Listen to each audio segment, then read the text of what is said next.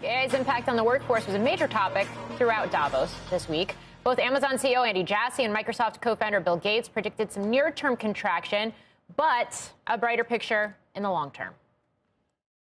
I do think that you won't need as many people in all those jobs that we've thrown humans at for the last 20 years. That said, I do believe we're hiring a lot of people now in AI and automation and robotics and our low Earth orbit satellite that we're building in healthcare. So we're going to have a lot of people in other businesses we're pursuing, and they're going to be brand new jobs that we haven't thought of. I mean, 15 years ago, there weren't jobs like cloud architect. Those didn't exist. And whenever you go through any big technology transformation, you find new jobs. I think the same is going to be true here, medium to long term. So we're asking everybody to be creative about, okay, could we have used third parties to do this, or could we use AI to do it? And I'd say every organization should probably be asking those questions. Productivity will go up, and we get to decide, do we do new things? Do we reduce work week? Do we let people retire earlier? Eventually, society is better off. Well, joining us now is Brandon Foody, co-founder and CEO of Mercor, an AI recruiting platform. And Brandon, it's great to have you on. Welcome. Let's start right there. I want to get your reaction to two of the biggest tech heavy hitters in the world adopting and rolling out and building AI, and what they just had to say about what it means for the workforce. Well, so first of all, thank you so much for having me. Excited to be here. I think that both of those statements resonate immensely in that there is enormous productivity benefits that we're seeing across our team, across all of our customers, in having agents improve people's ability to get more done every day. But at the same time, while there's going to be all of this automation, all this increased productivity, there's also going to be a lot of new jobs created in terms of how people help to implement AI and help to do new things that we haven't done in the past.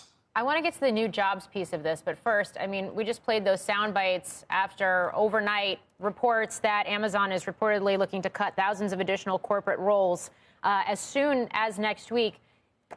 The disruption and displacement, at least in the near term, Anthropic's CEO has talked quite a bit about this for a while now, too. What are your expectations, and what does this mean in terms of navigating the workforce and this idea of reskilling?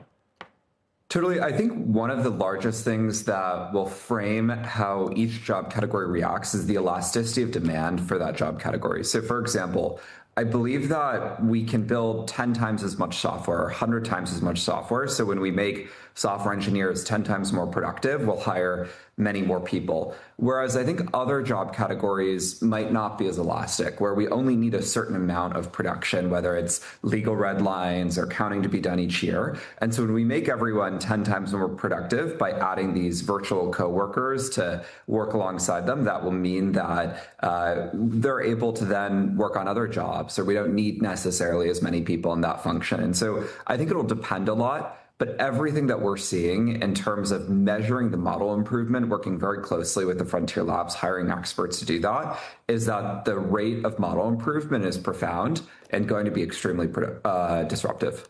So what does that mean in terms of new jobs? What will those look like, and what are the skills that are going to be required for them?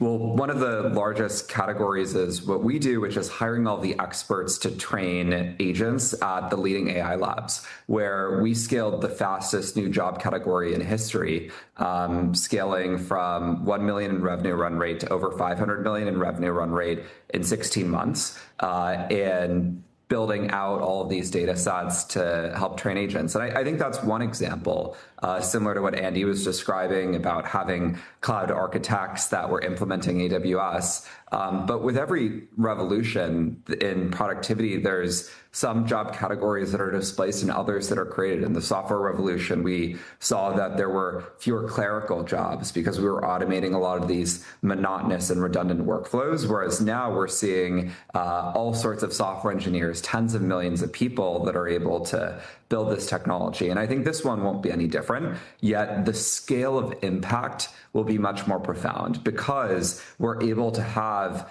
people that can build agents and write software to automate most jobs and most knowledge work jobs eventually. Brendan, I'm wondering, I hate to say this, I think if people are 50 or 60, it's a harder thing to do.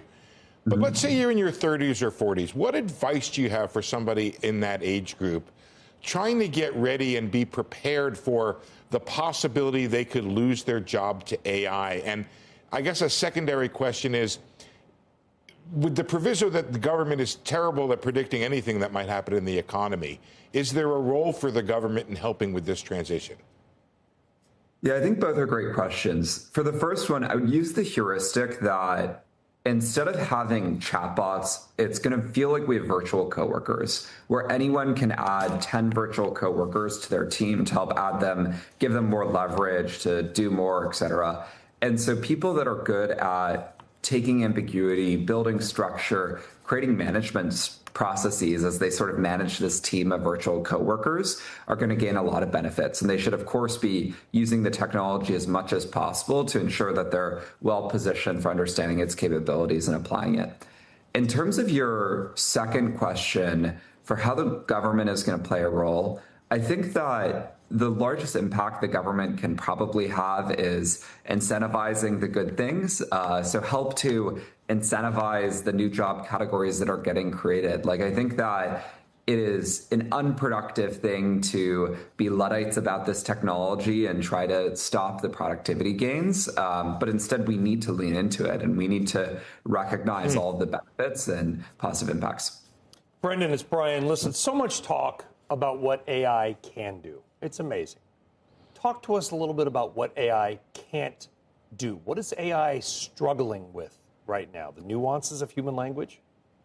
Totally. Well, so we just launched the AI Productivity Index for agents, where we had hundreds of experts across banking, consulting, and law create a distribution of all the ways they spend their time, the cases they work on, and most importantly, measuring the capabilities of what agents are doing effectively versus what they're not doing effectively.